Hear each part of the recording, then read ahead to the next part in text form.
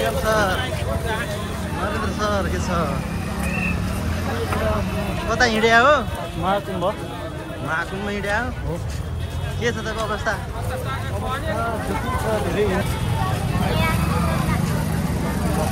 के छ अरे अवस्था? यहाँ नदी जपला पानी खाना पनि छ, अवस्था एकदम गाह्रो छ। गाह्रो छ? दुःख हुन्छ, हिँड्नलाई दुःख छ। दुःख छ? अरू केही सजेसन छ केही बाँकी?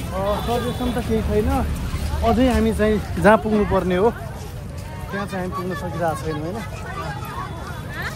त्यस्तो छ? अरू केही केही केही छ अरू सजेसन दिनुपर्ने कुराहरू? अरू केही छैन त्यस्तो। सबै नेपाली दाजुभाइ तथा दिदीबहिनीले हेरिदिनु होला।